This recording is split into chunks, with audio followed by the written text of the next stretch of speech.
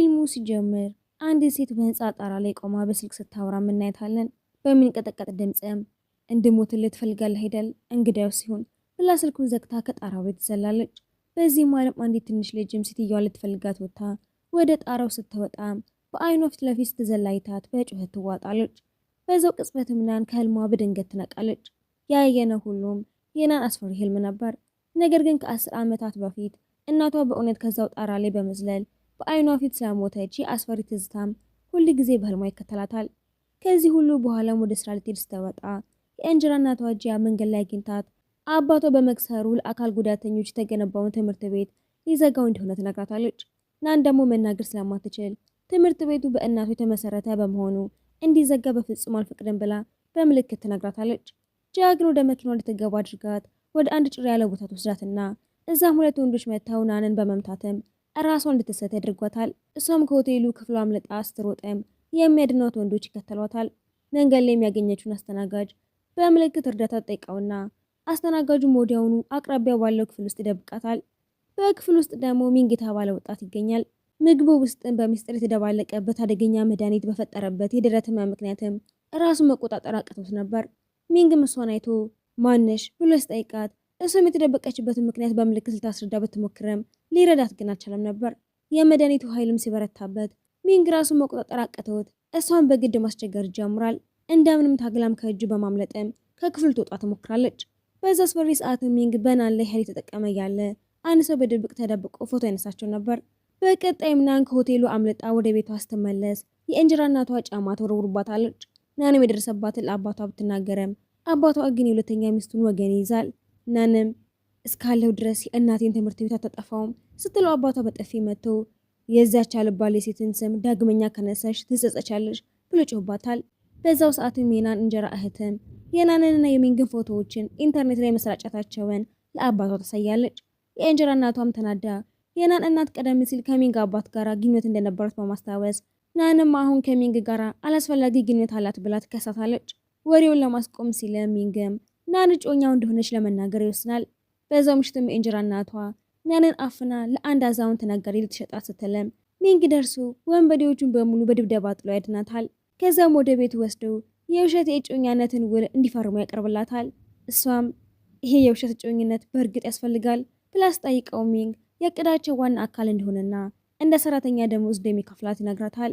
እሱ ዝርዝሩን እያብራራላት እያለ የእናቷ ትምህርት ቤት ርዕሰ መምህር በመደወሉ ናን ሳታስፈቅድ ክፍሉን ለቃ ወጥታ ታወራዋለች። ሚንግን ባለመመለሷም ይነድዳል። በሚቀጥለው ቀንም ናን ተመልሳ መታ ለመስማማት ዝግጁ መሆኗን ብትናገርም ቅድመ ሁኔታዋን ግን ታስቀምጣለች። ሚንግም የእናቷን ትምህርት ቤት ከአባቷ ገዝቶ እንዲታደጋት ጠይቀዋለች። ነገር ግን ሚንግ ለዚህ ጥያቄዋ ምንም አይነት ፍላጎት አልነበረውም።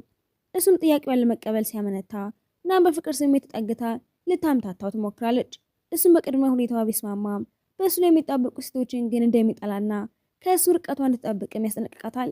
ሆኖም በሰዎች ፊትም እንደ እጮኛው እንድትሆንና በቤቱም በተለየ ክፍል ግን እንደምትኖር ይነግራታል። በኋላም ከናን ጋር ጠንካራ ብሎ በመናገሩ ቢጸጸተም ልብስ እንደሌላ ስትነግረው ግን አዲስ እንዲገዛላት ማዘዙን ነግሮ ወደ ክፍሉ ሸኛታል። በሚቀጥለው ቀን ሚንግ ናንን ወደ አባቱ ጋር ሲወስዳትም አያቱ በንዴት የዚች ልጅ እናት የአባትን ሕይወት እንዳበላሸችው አታውቅም። ሚንግ ግን ለስራ ሲለም እንደሆነና ጊዜው ሲደርስም እንደሚተዋት ነግሮ ያረጋጋቸዋል። በዚህ መሀልም የሚንግ አክስትም ስለ ናን መጥፎ ነገር ስታወራ ናን መናገር ባትችልም ራሱ ሚንግ ግን በእሷ ፍቅር እንደወደቀ በምልክት ትመልሳለች። በኋላም የናን የእንጀራ እህትም ስለ እሷ መጥፎ ነገር ብታወራም ሚንግ ግን ቦታ አልሰጣትም ነበር። ነገር ግን በጋዜጣዊ መግለጫ ወቅትም የናን ከሌላ ወንድ ጋር የተነሳችው የውሸት ፎቶ ተሰራይቶ ጋዜጠኞች ከቧትና ሚንግ በፍጥነት ያወጣታል። ይህ ሁሉም በእንጀራ እናቷ የተቀናበረ የውሸት ቅሌት ነበር። ወደ ክፍላቸው ሲመለሱ ናን ፎቶ የውሸት እንደሆነ ልታስረዳ ብትሞክርም ሚንግ ግን እንዳትጨነቅ ነግሮ ጥፋተኛውን እንዲያወጡት ሰዎቹን ያዛል። ረዳቱም ለሚንግ ከናን ለመገላገል ቀላሉ መንገድ እሷ እንደከዳችው ለጋዜጠኞች ተናግሮ መለየት እንደሆነ ቢመክረውም ሚንግ ግን ምክሩን ሳይቀበል በራሱ ስራ ላይ እንዲያተኩር ይነግረዋል። ሆኖም ናን በጎን ክፍል ሆና ንግግራቸውን በሙሉ ትሰማለች።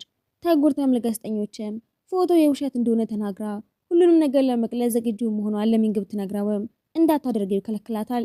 በዚህ ማለም ጋዜጠኞችም የናን የእንጀራ እናትና እህቷን አስጠይቋቸው ሁለቱም በጋዜጠኞች ፊት ስለ ናን መጥፎ አስተያየት ይሰጣሉ። ይህንን ያየው ሚንግም ራሱ በጋዜጠኞች ፊት ቀርቦ ናን እጮኛው መሆኗንና ስሟን ለማጥፋት የሚሞክር ማንም ሰው እንደማያመልጥ ጥፋተኛውን በቅርቡ እንደሚቀጣ በጽናት ይናገራል። በቀጣይም ናን ወደ ክፍሏ ልትመለስ ስትልም የኤንጅራ እናቷ ከብዙ ዓመታት በፊት እናቷን ትንከባከብ የነበረችውን ሴትና አግኝታትም ስታናግራት አይታ ወዲያውኑ ታውቃታለች። በሚቀጥለው ናን በሚንግ ረዳት በኩል የዚችን ሴት ስልክ ቁጥርን ብልሃት በተሞላበት መንገድ ካገኘች በኋላ እረፍት ወስዳ ወደ ቤተሰቧ ቤትም እንደምትሄድ ለረዳቱ ነግራው ለሚንግም እንዲነግረው ትጠይቀዋለች። ናንም ወደ አሮጌ ቤት ስትደርስም አባቷና ቤተሰቧ ሙሉ በሙሉ ቸል በማለት ከቤት እንድትወጣ ይነግሯታል። ናም ብትጎዳም ወደ አትክልት ስፍራው ገብታ ከአባቷ ጋር የልጅነት ትዝታዎችን ማውራት ትጀምራለች። አባቷን በትዝታው ተነክቶ እስከ 4 ሰዓት ድረስ እንድትቆይ ይፈቅድላታል።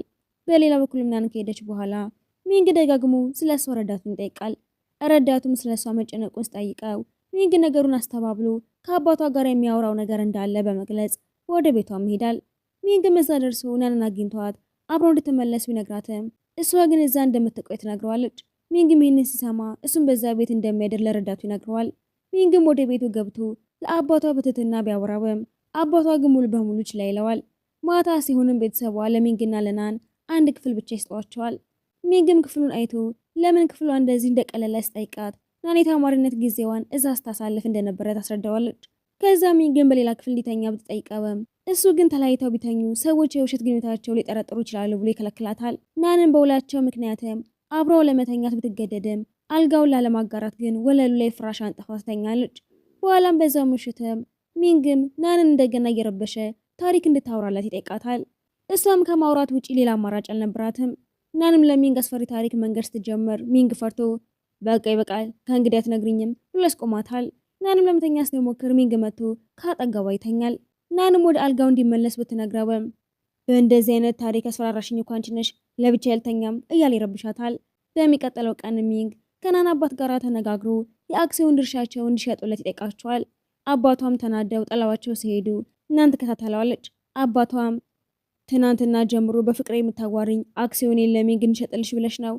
ናን ግን አባቷን ስለምትወደውና ጥሩ ግንኙነትም እንዲኖራቸው ስለምትፈልግ እንደሆነ በምልክት ትነግረዋለች። አባቷም ልቡ ተናክቶ አክሲዮኑን ለሚንግ ለመሸጥ ይስማማል። በቀጣይ ሚንግ የምልክት ቋንቋ ለመማር ሲሞክር ናን ወደ ውጭ ልትወጣ እንደሆነ ነግራው ትሄዳለች። በኋላም በዛው ምሽትም ናን በሚስጥር ወጥታ ስትሄድም ሚንግ ተከትሏት ከአንድ ወንድ ጋራ በግል ስታወራ ያያታል። ሚንግም የሰውየውን ፎቶ በድብቅ አንስቶ ለሰዎቹ በመላክም ስለሱ መረጃ እንዲያመጡለት ያዛል። በዛች ምሽት ናን ወደ ቤት ስትመለስ የእንጀራ እናቷ የላከችው ነጋዴ በግድ ወደ መኪና ውስጥ ገብቶ ሊጎዳት ሲሞክር ሚንግ ደርሶ ነጋዴውን በከባድ ድብደባ ጥሎ ያድናታል። ወደ ቤት ሲመለሱ ሚንግ ለተጎዳው ሰውነቷ መድኃኒት ያደርግላታል። ናን ስልኳን ለማንሳት ወደ እሱ ስትጠጋም ሚንግ በፍርሃትና በደስታ ተረብሾ ራሱን ስቶ ሲወድቅ ናን በፍጥነት ትይዘዋለች። ሚንግም ከድብድቡ የተነሳ ሰውነቱ ስለደከመ ናን ገንቢ ምግቦችን አዘጋጅታ ምግብ ታቀርብለታለች። ሚንግም ራሱን አውቆ ሲነቃ የቀረበለትን ምግብ አይቶ ሰውነተኛ ሚስቱ ትመስለዋለች። ሚንግም መብላት ሲጀምርም ረዳቱ ደውሎ ናን ስታናግረው የነበረው ወንድ በእውነቱ መርማሪ እንደሆነና ናንም እሱን ቀጥራው እንደነበረም ይነግረዋል። መርማሪውም የናን እናት ሞት እውነተኛ ምክንያትን ለማጣራት እጅግ በጣም ብዙ ገንዘብ በመጠየቁ ናንም አቅም ስለሌላ ተስፋ ቆርጣ ትታወታ ነበር። ረዳቱም ይህንን ለሚንግ ሲነግረው ሚንግም ወዲያውኑ ለመርማሪው የሚፈልገውን ገንዘብ ሁሉን ይከፍላለሁ፣ ስራውን እንዲጀምር ንገረው ብሎ ያዘዋል። በዚህ መሃልም ናን ልትተኛ ስትልም መርማሪው ደውሎ የእናቷን ሞት ለማጣራት መስማማቱን ሲነግራት በከፍተኛ ሁኔታ ደስ ይላታል። በሚቀጥለው ሚንግ አዲሱን አክሲዮኑን ገዝቶ ከናን አባት ጋራ ለጋዜጣዊ መግለጫው ይዘጋጃል። እሷም አምራና ተኳኩላ ስትወጣ ሚንግ በውበቷ ሙሉ በሙሉ ይማረካል። በጋዜጣዊ መግለጫው ላይ ናን እንጀራ እናት መታ ድራማ ልትጀምር ስትልም ናን ትደርሳለች። የእንጀራ እናቷ ጓደኞችም ናንን በእናቶችሽ ታድለሻል፣ እንደዚህ አይነት ድንቅ ወንድ አገኘሽ ሲሏትም ናን ቀጥታ ወደ እንጀራ እናቷ በመሄድም መጠጥ ልትቀዳ መስላ ሆን ብላ እንጀራ እናቷ ላይ ተፈስባታለች። ከዛም በተረጋጋ ሁኔታ ሌላ ልብስ ሰጥታ እንድትቀይር ትነግራታለች። የእንጀራ እናቷም ልብሱ ልትቀይር ክፍል ስትገባ የተሰጣት ልብስም የፕሌን አስተናጋጅ ዩኒፎርም መሆኑን አይታ ደንግጣ ትቀራለች። ናንም ወደ ክፍሉ ገብታ የአየር አስተናጋጅ ዩኒፎርም ስታይ ለምን ደነገጥሽ? ቀደም ሲል የአየር አስተናጋጅ እንደነበርሽና ልጅሽም የቀድሞ ባልሽ ሳይሆን የአባት የህገ ወጥ ልጅ እንደሆነች ረሳሽው እንዴ ብላ ታስታውሳታለች። የእንጀራ እናቷም ነገሩን ከመካድ ይልቅ አዎ ያልሽ ሁሉ እውነት ነው፣ አባትሽም ቢሆን ይህንን ሁሉ ያውቀዋል ብላ በመመለስ ስለ ናን እናት መጥፎ ነገሮችን ማውራት ትጀምራለች። ናንም ይህንን መታገስ ስላልቻለች በሁለቱም መካከል ያለው ክርክር ወደ ከባድ ጸብ ይቀይራል። በዚህ መሀልም የናን አባት ስብሰባው ሊጀምር ሲልም በስብሰባው አዳራሽ ትልቅ ስክሪን ላይ የናንና የእንጀራ እናቷ ጸብ በቪዲዮም ይታያል። በቪዲዮ ላይም የእንጀራ እናቷ አባትሽ ራሱ ነው በመጀመሪያ ያደነኝ። እናትሽ ብትኖር እንኳን ባሏን ከኔ ጋር ከመሆን ማገድ አትችልም ነበር ስትልም ይሰማል። ይህንን እንደሰሙም ሚንግና የናን አባት በፍጥነት ወደ ክፍሉ ይገባሉ። ነገር ግን የናን አባት ልጁን ከመደገፍ ይልቅም ሚስቱን ከለላ በማድረግም በናን ላይ በጭካኔነት መጮህ ይጀምራል። ናንም በአባቷ ባህሪ በጣም ትጎዳለች። ይህንን ያየው ሚንግን በመጨረሻም ጣልቃ በመግባት የናንን አባትም የሚስትን ጥፋት ለመሸፈን ስትል እንዴት ንጹህ ሰውን አፉን ታስይዘዋለህ? በዚህ መሀልም የእንጀራ እናቷ በአባቷ ፊት ንጹህ ሰውን ለመምሰል ትሞክራለች። ይህንን ሁሉ ያደረኩት ለልጄ ስል ነው። ምክንያቱም አንተ ልጄን እንደ ራስ ልጅ አድርገህ ተቀብላት አታውቅም። አባቷም ውጭ ያለ ሁኔታ ለመቆጣጠር ሲወጣ ናን ወዲያውኑ ትከተለዋለች። ነገር ግን የእንጀራ እናቷ ልታስቆማት ትሞክራለች። ናን ገፍትራት ልትወጣ ስትልም የእንጀራ እህቷ በድንገት በስለት ልትጎዳት ስትል ሚንግ በፍጥነት በናን ፊት ይቆማል። በዚህ ምክንያትም ስለቱ የሚንግን እጅ ቆርጠዋል። ነገር ግን ሚንግ ራሱን ደም ባየበት ሰዓት ህሊናውን ስትወድቆ ወዲያውኑ ወደ ሆስፒታል ይወስዳል። ዶክተሩ ከመረመረው በኋላም ደም ሲያይ ወይም አደጋ ሲመለከት ከፍተኛ ፍርሃት የሚያሳድርበት ህመም እንዳለበት ያብራራል። ከዛም ታሪኩ ወደ ሚንግ የልጅነት ጊዜም ይመልሰናል። ትንሽ ልጅ ያለም ከትምህርት ቤት ሲመለስ አንድ ሰው ከፎቅ ላይ እንደዘለለም ይሰማል። ሁኔታውን ሳይረዳ ታናሽ ሚንግም ምን እየተካሄደ እንደሆነ ለማየት ወደ ቦታው ይሮጣል። ነገር ግን የሚያስፈራውን እይታ ሲመለከት ክስተቱ በአእምሮ ላይ ትልቅ የስነ ልቦና ጉዳት ጥሎበት ያልፋል።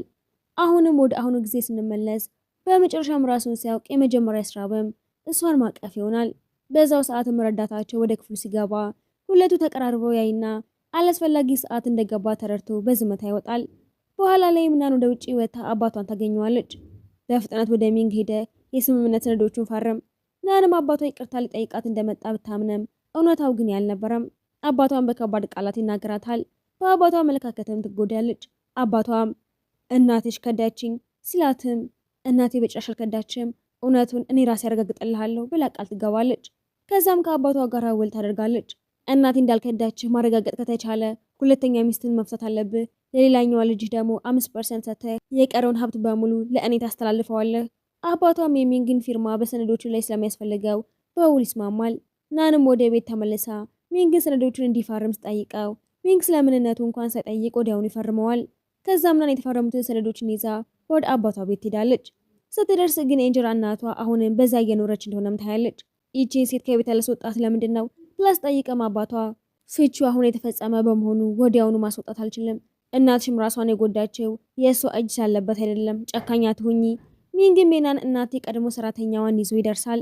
ሰራተኛዋም ለአባቷ ለእናትሽ የመንፈስ ጭንቀት መድኃኒት ሰጣት ነበር፣ ነገር ግን የእንጀራ እናትሽ ጉቦ ሰጥታኝ ከመጠን በላይ የሆነ መድኃኒት እንድሰጣት አዘዘችኝ ብላ እውነቱን ትናገራለች። አባቷ ደንግጦ ሚስቱን ሲጠይቅም የእንጀራ እናቷ መካር ትጀምራለች። አባቷም እንደገና ሚስቱን ማመን ይጀምራል። ይህንን ያየችው ሰራተኛዋም በስልክ ሁሉ ጊዜ እየደወለ እናትሽን የሚረብሻት ሰው ነበር፣ እሱም የጋያ ቁጥር ነው ብላ ቁጥሩን ታሳያታለች። አባቷም ቁጥሩን ሲያየው የሚስቱ መሆኑን አውቆ ይደነግጣል። በዚህ ምክንያትም ከተፋታን አይቀር ከእንግዲህ በዚህ ቤት ውስጥ ለረጅም ጊዜ እንድትኖር አልፈልግም፣ ውጪ ብሎ ያባራታል። ከዚህ ሁሉ በኋላ ምናን ከቤት ትወጣለች። መንገድ ላይም በድንገት ከመኪና ወርዳ ወደ አንድ ፎቅን በረንዳ ትሄዳለች። ሚንግም ያለችበትን ሁኔታ ሲያውቀን በፍጥነት ደርሶ እንድትወርድ ለሳምናት ይሞክራል። ነገር ግን ናንን በድንገት እናቴ ብላ የጮኸች ራሷን አንስታ ትወድቃለች። በነጋታውም ስትነቃ ሚንግ ከጎኗ ተኝቶ ታገኘዋለች።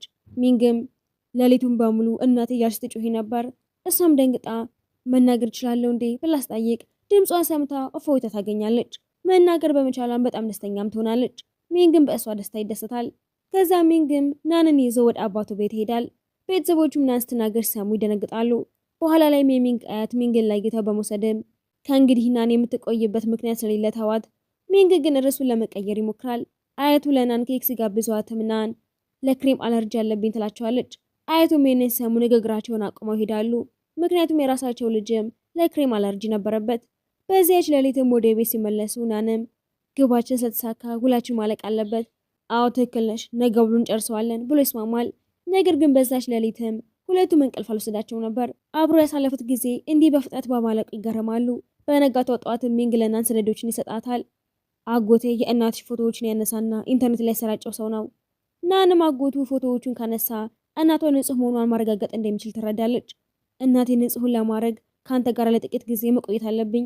ሚንግም በልቡ ይደስታል፣ ምክንያቱም እሱም እንድትሄድ አይፈልግም ነበር። በዚህ መሀልም የሚንግ አያት ረዳትም የናንን የዲኤንኤ ምርመራም ያመጣል። አያቱ ሲያዩትም እንደጠረጠርኩት ናን የልጅ ልጄ ነች ብለው ይደነግጣሉ። ወዲያውኑም ወደ ሚንግና ናን ቤትን በመሄድ ያገኟቸዋል። ሚንግም እኔ ናንን እወዳታለሁ ሲል አያቱም እውነት ከሆነ በፍጥነት መጋባት አለባችሁ ብለው ይጠይቃሉ። ምክንያቱም ሚንግን ያሳደጉት ልጅ እንጂ የራሳቸው የልጅ ልጅ አልነበረም። በነጋታውም ናን የሚንግን አያት ከልጅነቱ ጀምሮ ሕክምና ያደርጉለት እንደነበረም ታውቃለች። ዶክተሩም ናን ከሚንግ ጋር ከቀረበች ህመሙ ሊሻለው ይችላል። ናንም ለሚንግ ስትልም ከጎኑ ለመቆየት ትስማማለች። ወደ ቤት ሲመለሱም ናንም ወደ ሚንግ መጠጋት ትጀምራለች። ሚንግም የሆነ የፍቅር ሰዓት ጠብቆ አይኑ ሲጨፍን ናን ይሄ በቂ ቅርበት ነው ብላ ስትጠይቀው ይደነግጣል። ናንም የዶክተሩን ምክር አስረድታ ወደ ቢሮ አብረው እንደምትሄድ ትነግረዋለች። በነጋታውም እጅ ለእጅ ተያይዘ ወደ ቢሮ ሄዳሉ። ሚንግም ወደ መታጠቢያ ቤት ሊሄድ ሲልም ናን እጁን ስላለቀቀችው አብረሽ መግባት ትችያለሽ ስላታፍራ እጁን ትለቀዋለች። በሌሊትም ፊልም ሲያዩ በጨለማ ደረጃ ላይ ወድቀው በስተት ይቀራረባሉ። ናንም በማፈራው ምክንያትም ሌሊቱን በሙሉ እንቅልፋታ ታድራለች። በነጋታውም በስልክ የተጻጻፉ ፊልም ለማየት ለመውጣት ተስማማሉ። ናንም ሱቅ ውስጥም እያለች ስልክ ስታወራ በድንገት የጠለፏት ሰዎች መታ ወደ መኪናው ይከቷታል። ይሄ ቅድም የእንጀራ እናቷ ነበር።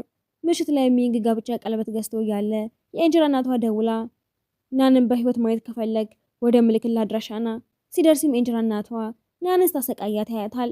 ምንም አታድርጊያት የፈለግሽውን ሰጥሻለሁ ቢላትም ሁሉም ነገር ወስዳችሁብኛል እሷንም አጠፋታለሁ ብላ ናንን ከፎቅ ላይ ትወረውራታለች። የሚንግ ሰዎችም ሲይዟት ሚንግ ናንን ወድቃ እጇን ይዞ ያወጣታል። ከተረፈች በኋላ ማቅፋትም ላጣሽ አልፈልግም ከሁሉም በፊት ስሜቴ ልነግርሽ እፈልጋለሁ ብሎ ቀለበቱን አውጥቶ ታገብኛለሽ ብላ የጋብቻ ጥያቄ ያቀርብላታል። ናንን በደስታ ትቀበለዋለች። በቀጣዩም የሰርግ ልብስም ሲመርጡ ሚንግ በናን ውበትም ይደመማል። ሊጠጋት ሲልም ናን ሰው ያይናል አሁን አታድርገው ብላ ታስቆመዋለች። ከዛም ናን ወደ ቤቷ ስትመለስ የሚንግ አጎትን መጥቶ የዴኔ ውጤቱን ያሳያታል።